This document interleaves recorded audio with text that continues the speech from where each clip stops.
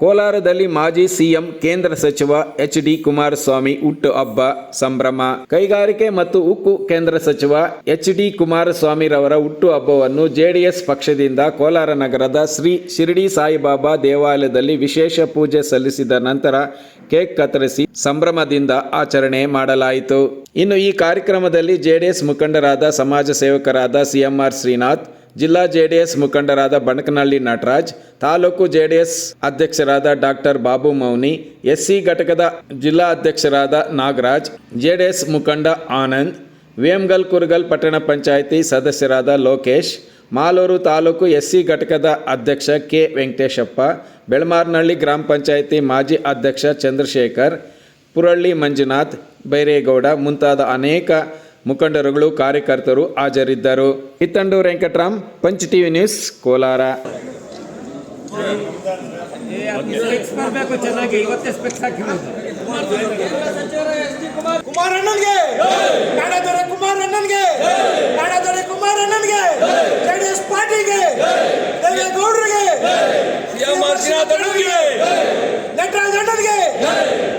ರಾಜ್ಯಾಧ್ಯಕ್ಷರು ಹಾಗೂ ಕರ್ನಾಟಕದ ಮಾಜಿ ಮುಖ್ಯಮಂತ್ರಿಗಳಾದಂಥ ಗೌರವಾನ್ವಿತ ಕುಮಾರಣ್ಣವರ ಹಾಗೂ ಹಾಲಿ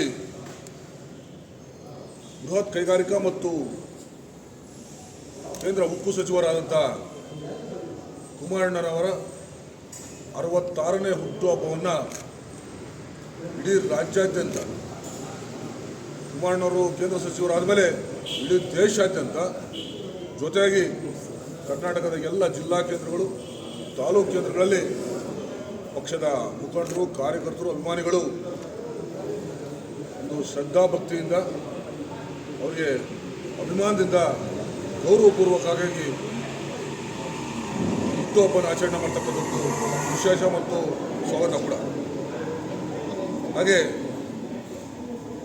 ಅವರ ಆರೋಗ್ಯದಲ್ಲಿ ಸ್ವಲ್ಪ ಏರ್ಪೇರು ಕಂಡು ಕೂಡ ಕರ್ನಾಟಕದ 6.5 ಕೋಟಿ ಜನತೆಯ ಒಂದು ಭವಿಷ್ಯದ ದೃಷ್ಟಿಯಿಂದ ಅವರ ಆರೋಗ್ಯವನ್ನು ಲೆಕ್ಕಿಸದೆ ರಾಜ್ಯದ ಸರ್ವತೋಮುಖದ ಅಭಿವೃದ್ಧಿಗಾಗಿ, ರಾಜ್ಯ ಜನತೆಯ ಸರ್ವಾಂಗೀಣ ಅಭಿವೃದ್ಧಿಗಾಗಿ ಅವರು ಕಾಯ ವಾಚ ಮನಸ ಶ್ರಮವಹಿಸಿ ದುಡಿತಕ್ಕಂಥದ್ದು ನಮಗೆಲ್ಲರೂ ಕೂಡ ಪ್ರೇರಣೆ. ಇಷ್ಟಾದರೂ ಸಹ ಮೈತ್ರಿಯ ಸರ್ಕಾರದಲ್ಲಿ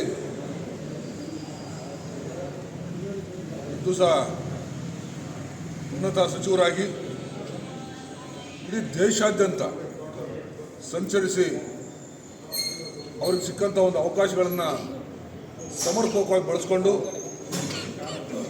ಬೃಹತ್ ಕೈಗಾರಿಕೆ ಮತ್ತು ಉಕ್ಕು ಸಚಿವರಾಗಿ ಕಾರ್ಯನಿರ್ವಹಿಸತಕ್ಕಂಥ ಸಂದರ್ಭದಲ್ಲಿ ರಾಜ್ಯದ ಜನತೆ ಅಲ್ಲ, ಇಡೀ ದೇಶದ ಮನ್ನಣೆ ಪಡೆದಿದ್ದಾರೆ. ಕಳೆದ 2 ತಿಂಗಳಿಂದ ಆಂಧ್ರ ಪ್ರದೇಶ ವೈಜಾಗ್ನಲ್ಲಿ ಏನು ಅಲ್ಲಿನ ಕಾರ್ಖಾನೆ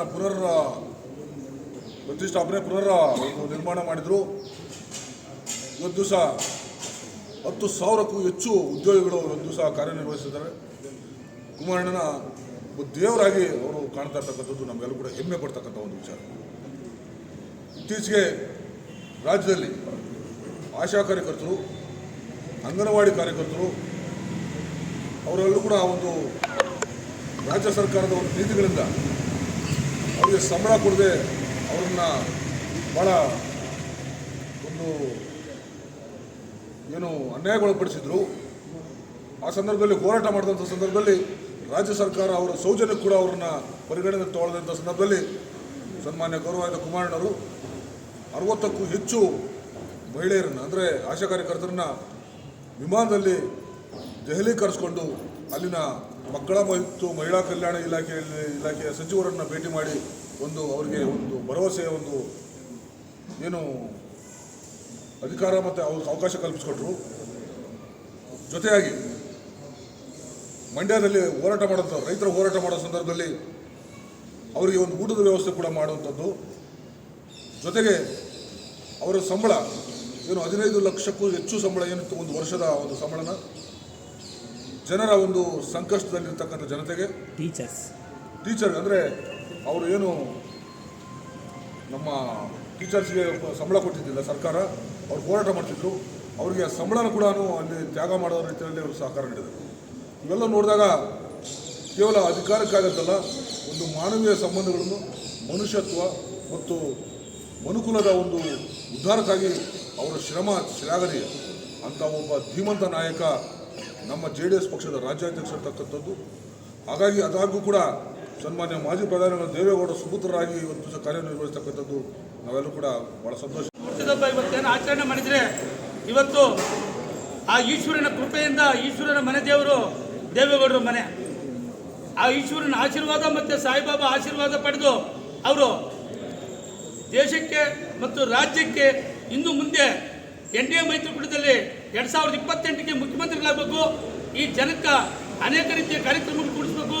ಯಾಕಂದರೆ ದಲಿತರಾಗ್ಬೋದು, ಬಡವರು ಬಂಧು ಆಗ್ಬೋದು, ಮತ್ತು ಎಲ್ಲ ಶೋಷಿತ ವರ್ಗದ ಜನತೆಗೆ ಅವರು ಬೆಳಕಾಗಿ ಕಾಣಬೇಕಾಗಿದೆ.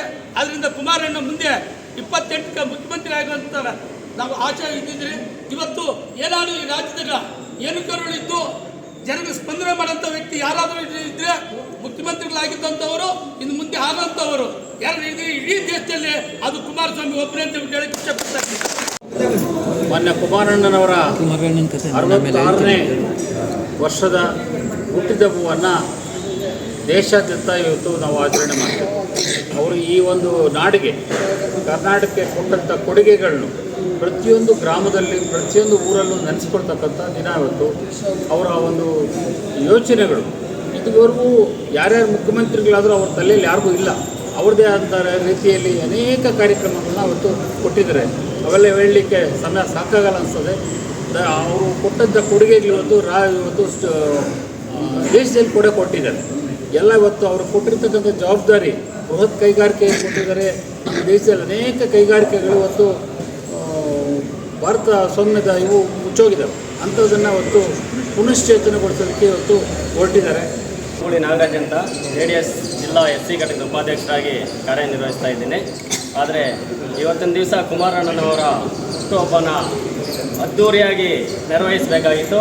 ಅವರ ಆಶಾಭಾವನೆಗಳಿಗೆ ಅವರು ಏನು ಅಲ್ಲಿಂದ ಹೊರಡಿಸಿದಾರೋ ಮುಂದಿನ ದಿನಗಳಲ್ಲಿ ಯಾವುದೇ ರೀತಿ ಈ ವೇಸ್ಟು ಇದು ಮಾಡಬಾರ್ದು, ಮಕ್ಕಳಿಗೆ ಪೆನ್ನು, ಬುಕ್ಸು ಮುಂತಾದವು ಕೊಟ್ಟು ಇನ್ನು ಅಭಿವೃದ್ಧಿ ಪಡಿಸಲು ನೀವು ಶಕ್ತಿ ತುಂಬಬೇಕು ಹೋಬಳಿ ಲೆವೆಲ್ಗಳಲ್ಲಿ. ಮತ್ತು ಮುಂದಿನ ದಿನಗಳಲ್ಲಿ ಮಕ್ಕಳಿಗೆ ವಿದ್ಯೆನ ಕಲ್ಪಿಸಬೇಕು. ನನ್ನ ರೂಪದಲ್ಲೇ ಎಲ್ಲ ಮಕ್ಕಳು ಇದಾಗಬೇಕು, ಜನಸಾಮಾನ್ಯರಿಗೆ ಅರಿವು ಮೂಡಿಸ್ಬೇಕು, ನೀವು ಮನೆಗಳ ಹತ್ರ ಹೋಗಿ ಅಂತ ಹೇಳ್ಬಿಟ್ಟು ಇದು ಮಾಡಿದಾರೋ ಅದ್ರಿಗೋಸ್ಕರ ಇವತ್ತಿನ ದಿವಸ ಶ್ರೀ ಸಾಯಿಬಾಬಾ ದೇವಸ್ಥಾನದಲ್ಲಿ ಪೂಜೆ ಕಾರ್ಯಕ್ರಮ ಇಟ್ಕೊಂಡು ಹಾಗೂ ಪ್ರಸಾದ ವಿನಂತಿ ಕಾರ್ಯಕ್ರಮ ಇಟ್ಕೊಂಡಿದ್ದೀವಿ. ಮುಂದಿನ ದಿನಗಳಲ್ಲಿ ಇವತ್ತಿನ ದಿವಸ ಏನು ನಮ್ಮ ಕೋಲಾರದಲ್ಲಿ ಸಿದ್ದರಾಮಯ್ಯನವರು ಬರೋಕ್ಕೆ ಭಯ ಬಿದ್ದಂಥ ಕೋಲಾರ ಇದು.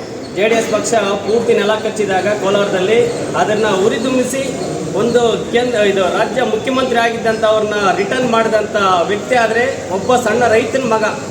ಆ ರೈತನ ಮಗ ಯಾರಂದರೆ CMR ಶ್ರೀನಾಥ್. ಅವರು ರಾಜಕೀಯ ಹಿನ್ನೆಲೆ ಇಲ್ಲ, ಅವ್ರ ಫ್ಯಾಮಿಲಿಯಲ್ಲಿ ರಾಜಕೀಯ ಹಿನ್ನೆಲೆ ಇಲ್ಲ.